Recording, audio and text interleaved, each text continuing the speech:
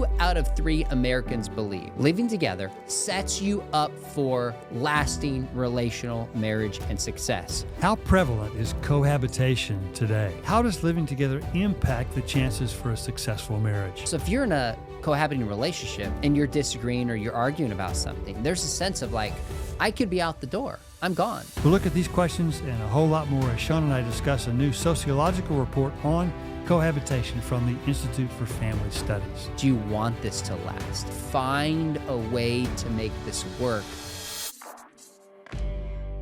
So Sean, this is an influential report, and we were talking before we started recording. We just aren't talking about this that much. We seem to be accepting this almost as a given, and I think we sort of given up trying to combat the tide of cohabitation. So tell me about this, a little bit about this report and what went into it, and how prevalent is cohabitation today? Well, we really saw the American family start to change in the 70s and into the 80s, whether that was with things like divorce and, in this case, cohabitation. Now, in many ways, it's become the norm.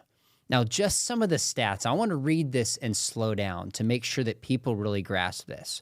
According to a recent Pew study, the number of adults 18 to 44 who have ever cohabitated has surpassed the share who has ever been married.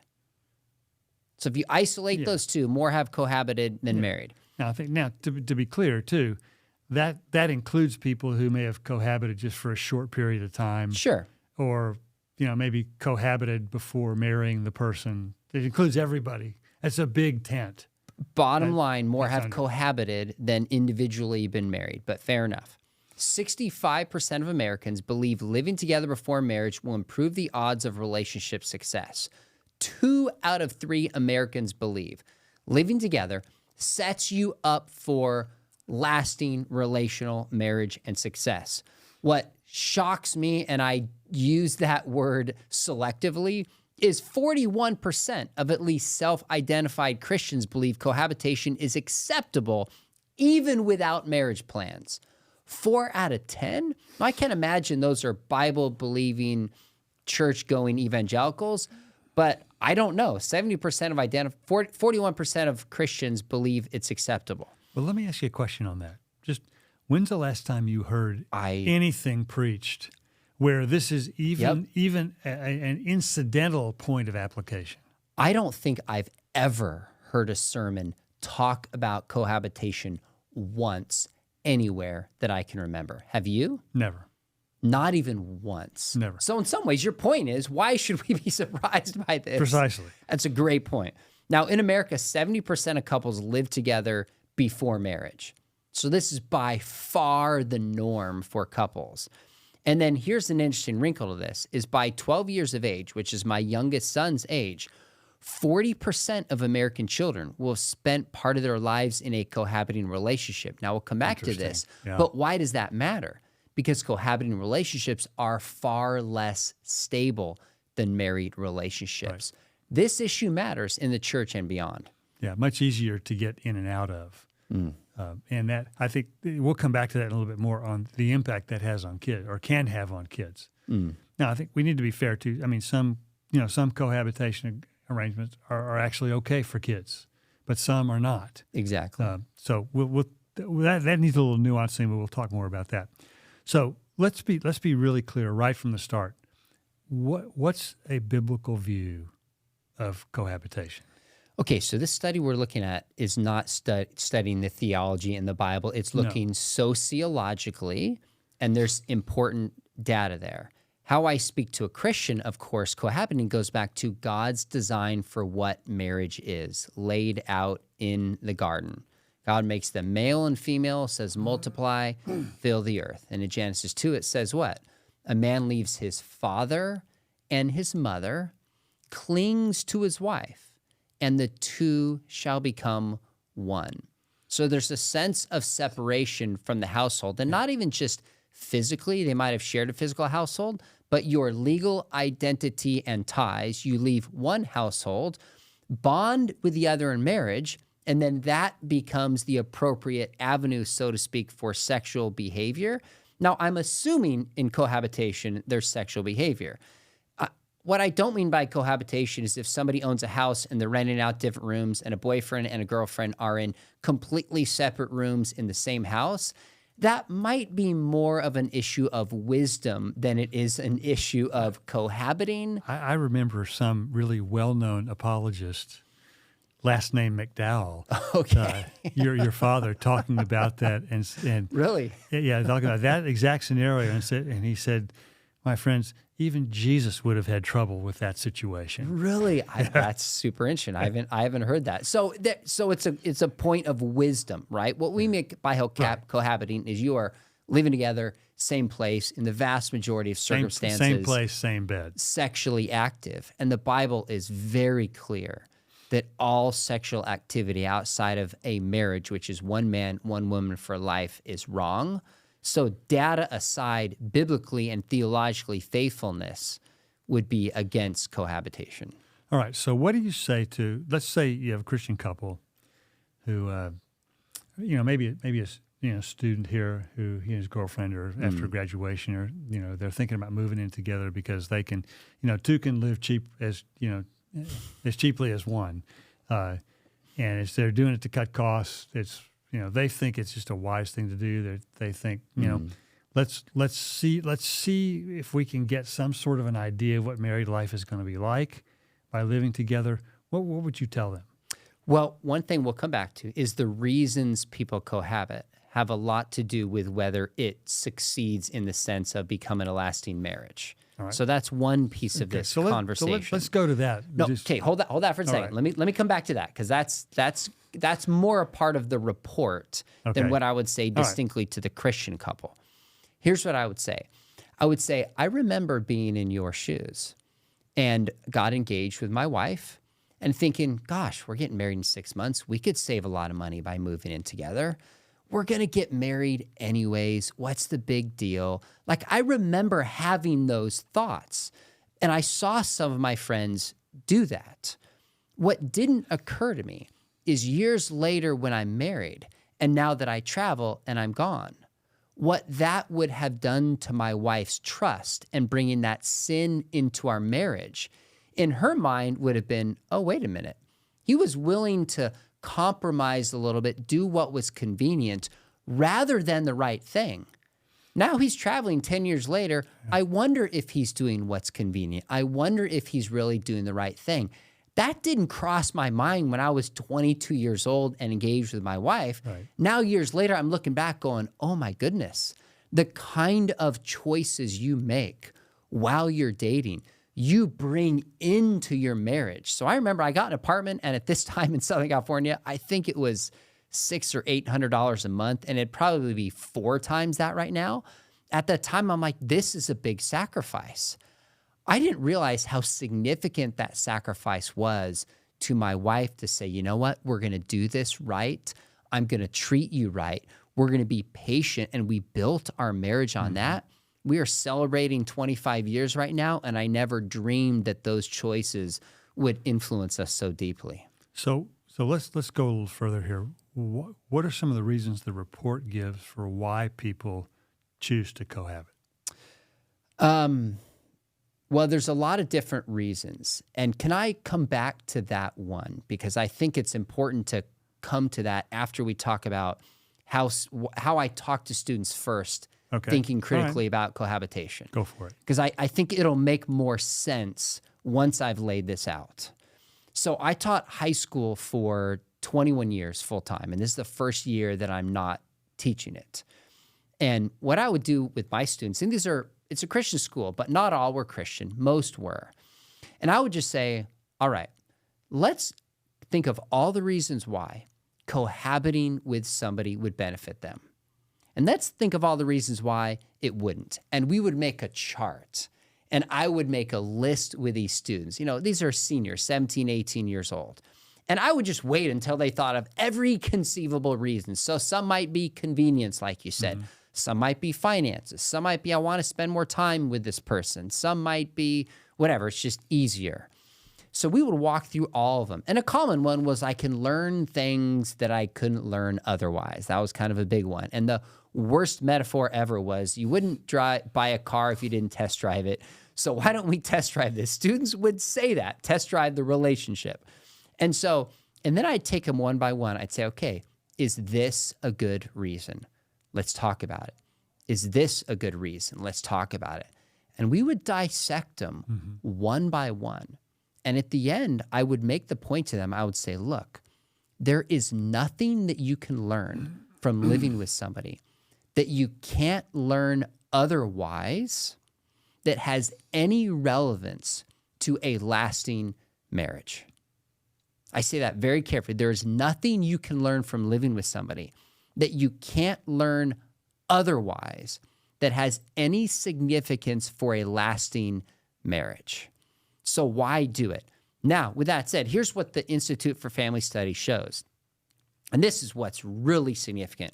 Although many believe that living together before marriage will lower their odds of divorce, there's no evidence that this is generally true and a lot of evidence that it is not true. Sociological data.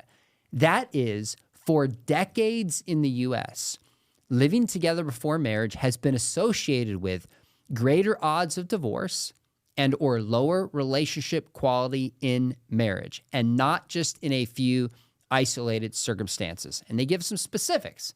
The study says, in relative terms, the marriages of those who moved in together before being engaged were 48% more likely to end the marriage of those who cohabited after being engaged or already married. And then they walk through one of the things. They said the group who cohabited after engagement appears similar, if not greater, risk than those who cohabit before engagement on some important variables.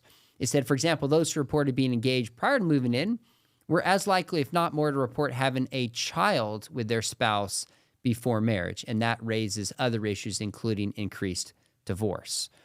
So bottom line, people move in together for a lot of reasons, and we'll come back to some of those specific ones. But there's nothing you can learn. It doesn't benefit you in the long run. So I would say to these students, I say, look, I've been married for a long time. If you want a lasting, significant marriage built on trust that might involve a little more sacrifice now than you like, don't move in with this person. Don't do it. It's not for your objective good or for theirs. All right, so let's explore a little bit why that is. What are some of the negative effects that come out of cohabitation that the study showed? I mean, I have a theory myself for why some of the percentage of unsuccessful marriages that come out of that is as high as it is.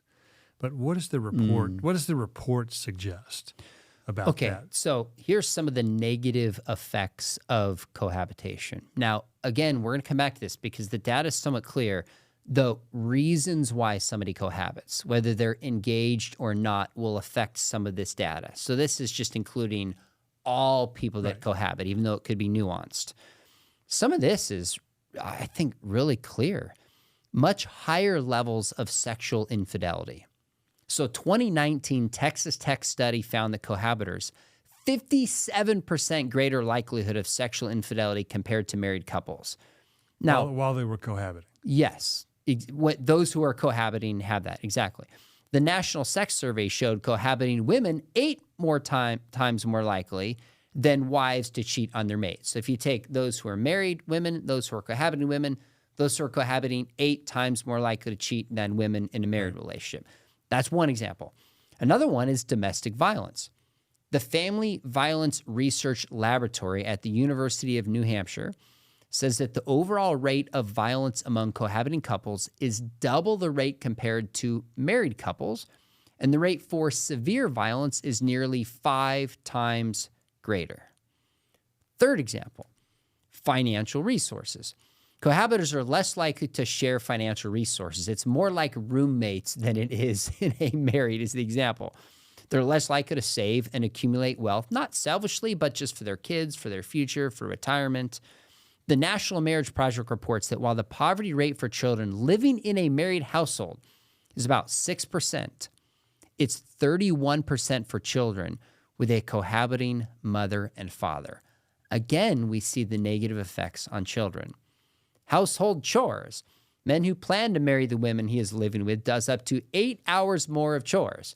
Now, in fairness on this one, if you're cohabiting and you plan to marry that person, you're going to do more chores of somebody who's cohabiting and just testing things out. Right. So that's an important distinction. But they did point out, they said 54% of cohabiting relationships have children present. 54%. 1/3 from that relationship. So as a whole, if these relationships are less stable, less financially secure, there's a higher likelihood of sexual infidelity. There's a higher likelihood of domestic violence. Why would we encourage people to cohabit? And again, I'm not saying this is true for all cohabiting relationships and that it's not true for any married relationships. We're talking about where the numbers point, and there's a significant difference, all things considered, between cohabiting relationships and between married relationships. Those are just some of the negative outcomes. And I think, too, we need to be fair, too, that there is a difference in the statistics from those who are engaged. Exactly. And those who are sort of, not irrevocably, but as best you can do being engaged, you're committed to the person. And there's a level of commitment going forward that I'm not planning on spending my life with anybody else. Mm. Now, my theory on this is I've been eager to know. Is that when you cohabit with someone, you get all the dailiness of life together. You get the chores. You get making the bed. You get doing the laundry. You get caring for the dogs if you have them. You get just the sort of the daily stuff of life that a lot of couples, they just sort of slog through it, and it's not the best part of marriage, Sure. to say the least. Okay. But what you don't get is the trust that comes with a formal, public commitment that you've made to this person. Mm. And it has the statistics are clear. It has a permanency to it that cohabiting does not. And so it seems to me, I think you get it gives you all the stuff that you're going to get anyway when you're married. But those are things that honestly I can wait. I could have waited for those things. Sure. But it doesn't give me I think the one thing that is the glue that's going to hold a long-term commitment together. So anyway, that's my theory. Interesting. I've got a couple thoughts, and then tell me what you think about this. So to take that, the angle I would say is when people are living together, they think they're getting a sense of what marriage is actually like.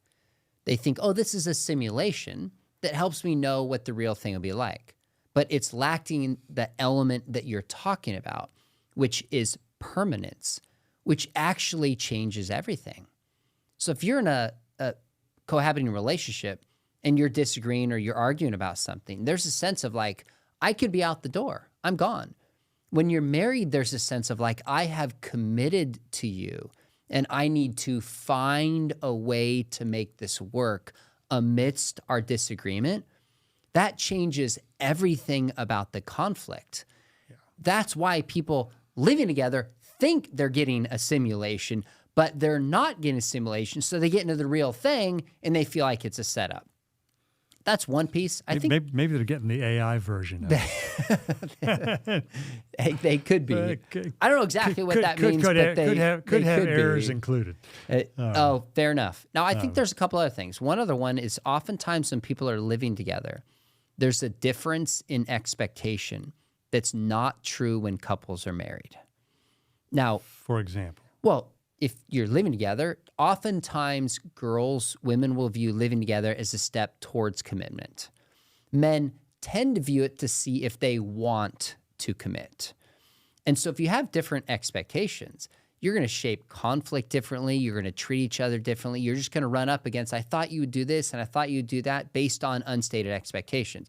Now, of course, one way around that, and the data does go up towards increasing, is if somebody is engaged first, then there's at least a common level of commitment when they move in together and decreases the chance significantly that that relationship will not last when they get married.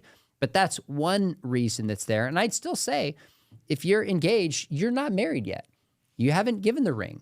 You haven't legally tied your names, done the public ceremony. So there's still a difference that's there. The license has not been registered. It has not been registered legally. The other piece that I would add to this that I think adds to it is people think when you move in together, you're getting a better sense of what this person is like.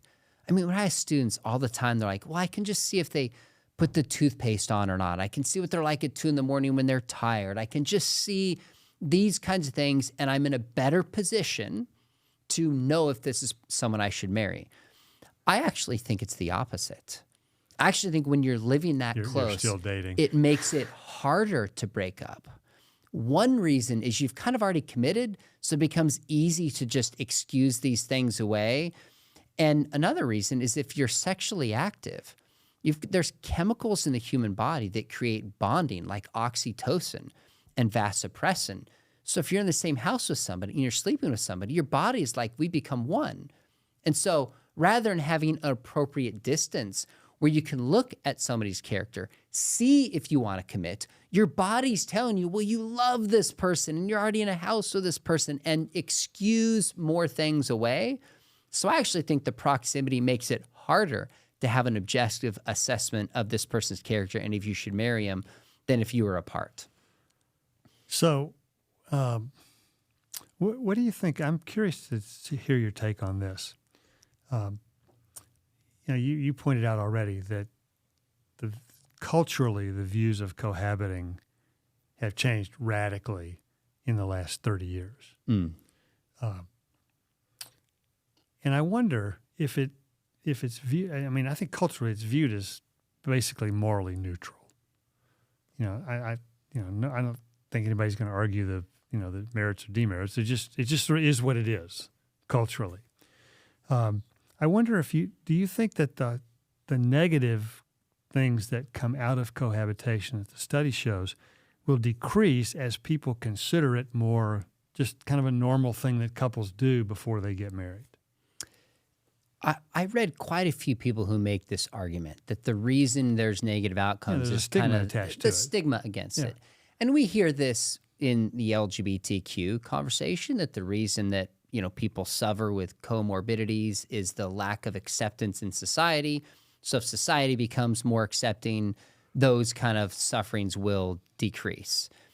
Well, there is a 2019 Stanford study that found no support for the idea that as cohabitation becomes socially accepted, it loses its negative consequences. So they argue that the effects have stayed steady across place and across time. And it's called the cohabitation effect because it seems to be so well known and accepted in the larger academic realm of people who study this. It holds across various countries where living together is practiced widely. So, interesting hypothesis. I'm not aware of the data that backs it up. I'm aware of this 2019 Stanford study that pushes against it. And I'd also say there's certain things built into our bodies, built into men and built into women that cannot be molded like clay by society. Marriage is a kind of thing. We want a kind of commitment. Women want the security of marriage, and acceptance in society is not going to change that. John, I wonder if we could dig a little deeper on one aspect that I didn't see coming in this report. And you mentioned it already. One of the negative outcomes is a higher instance of domestic violence in cohabitation as opposed to marriage. What does the study suggest about what accounts for that? And I'm just curious, what do you think accounts for that? Because that's quite a striking finding in my view. To be honest with you, I am somewhat guessing as I move above my pay grade because I'm not a sociologist or a psychologist. So I hesitate to comment what exactly accounts for that. I could guess and throw theories out there, but I think the bottom line is we see a lot of negative effects in cohabitation. And so we ask, what's the difference between cohabitation and marriage? Marriage, there's a public commitment. Marriage, there's a promise to somebody. Marriage, there's a uniting of your lives together. And for the case, especially of men, when they get married and start having kids, it forces this sense of like, oh, I'm looking out for myself. I've got to care for my kids. I've got to care for my wife. And it does something to change a man in some fashion. I think that's a piece of it, but the data behind it, I don't know that I could go any further and explain that. Well, let me suggest, one of the places I could see cohabiting couples pushing back on this is that particularly in states, as most states that have no-fault divorce laws, that, the divorce is not nearly as difficult as it was a generation or two ago, where you actually had to provide good reasons. And California was one of the first states in the country to legalize no-fault divorce, and that's the dominoes have just kept falling after that. And so, what do you say to the couple who says, I can exit a marriage almost as easily as I can exit a cohabitation agreement? So what's such a big deal about marriage in that regard? Because if you're describing it, the permanence of marriage is one of the things that it has going for it, and that level of trust that comes with that. And I get it, on your wedding day, you make all sorts of wild promises, which I tell couples when I marry them. I say that's the reason we have witnesses here, to bear witness these wild promises totally you're making to each other. Right. But it is just not that hard to get out of a marriage today. Now, if you've accumulated your property and things like that, sure, and if you have kids, then it's more challenging. But for a couple with double income, no kids, you split up your assets, go your sign the papers, and go your separate ways. It's not that much harder to get out of a marriage today than it is to get out of a cohabitation agreement. Now, granted, in a marriage, you just can't walk out the door and say, I'm done. Sure. But, for all practical purposes, you just get the paperwork in motion, and you do essentially the same thing. That would be the pushback that comes on I'm that. not a counselor, and there's reasons why I don't counsel married couples. But what I would practically do is I'd say, okay, what do you want in this relationship? What do you want? Do you want this to be a permanent relationship? Do you want this to last? And my suspicion is strongly that both of them do. So should the motivation to not get married, the fact that it's just as easy to get out as it is a cohabiting relationship, I wonder if the motivation is not the best here, as opposed to asking, how do we have a long-term relationship that lasts? That's just the question I would try to unpack and I would ask them about. And I think here's the thing I say more to students than I do to older couples. I'll say, look, if somebody says, I want to commit to you and I want to love you, I just want to get married, it's just a marriage certificate. I'll say, if it's just a marriage certificate before you get married, then it's just a marriage certificate after you get married. So why not get married?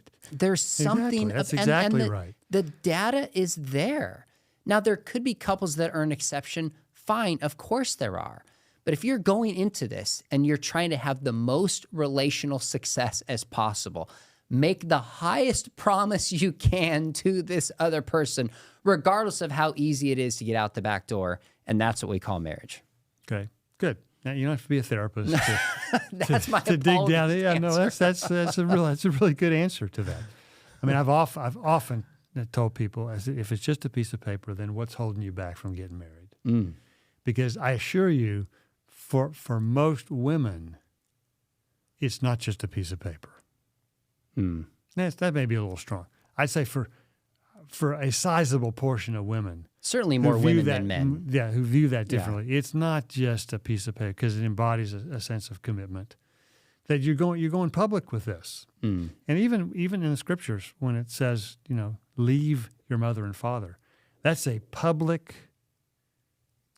sort of communal, witnessed leaving that's in view. It's not just two people who decide, well, we're out of here to start our own household.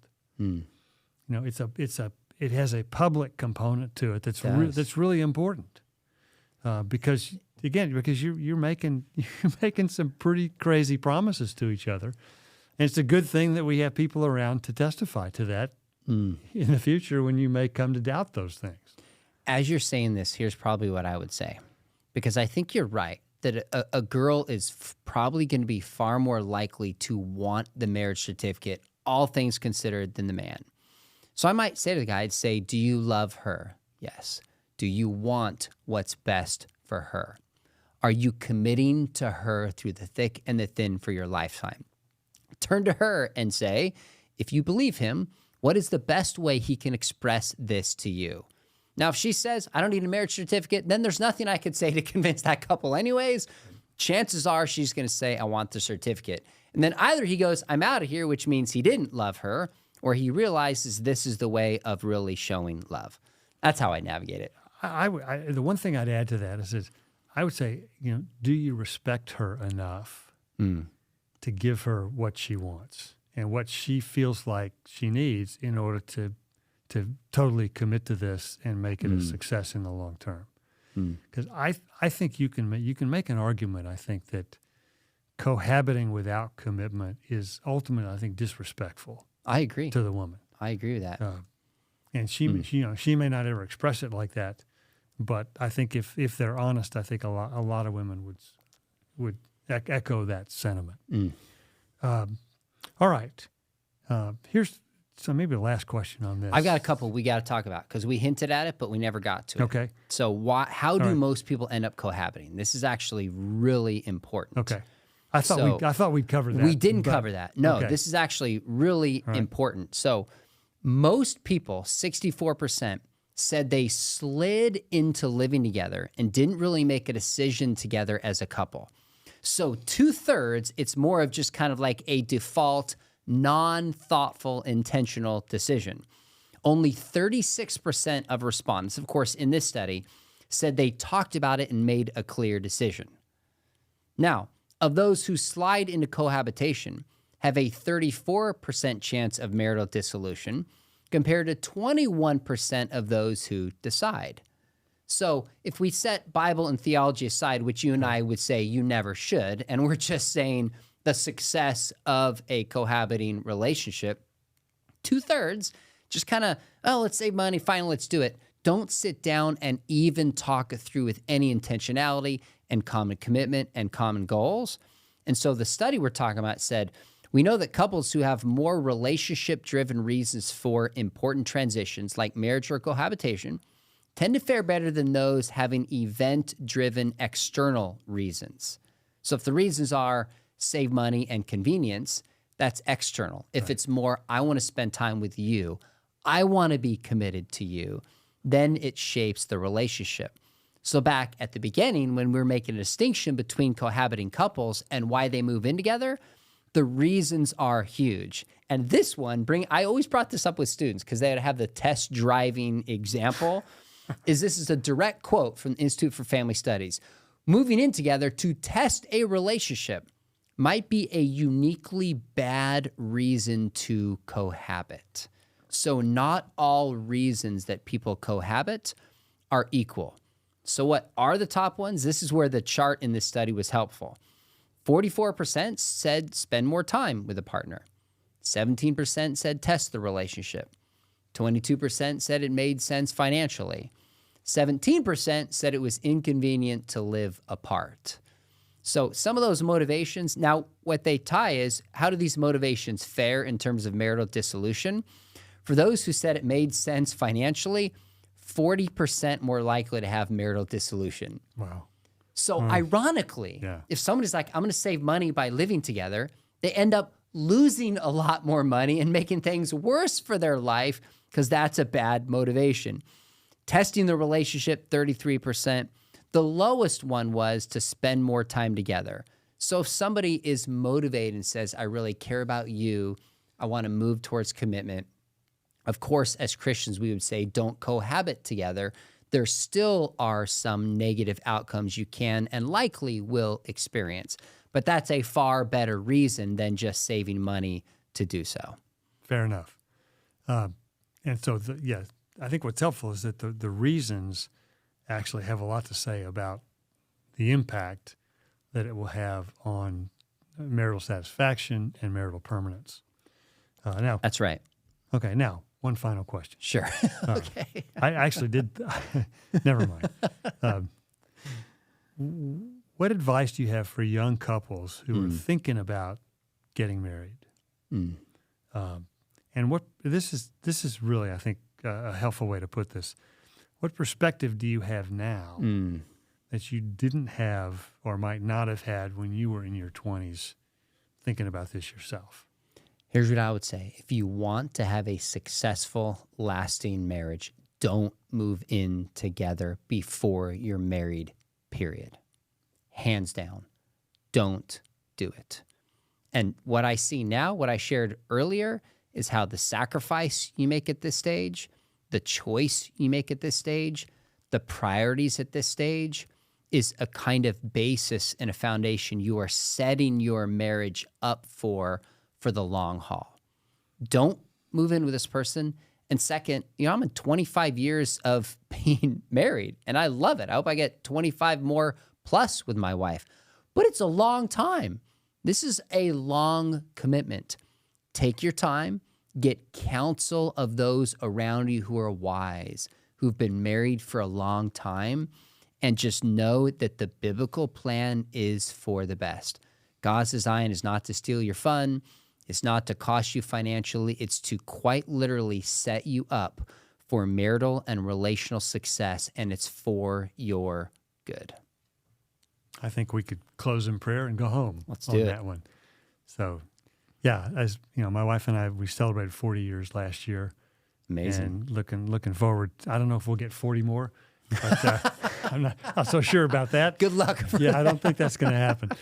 But no, I think we would both suggest that the fact that we did things the way we did has helped set us up for a long-term success in marriage. Amen. Amen.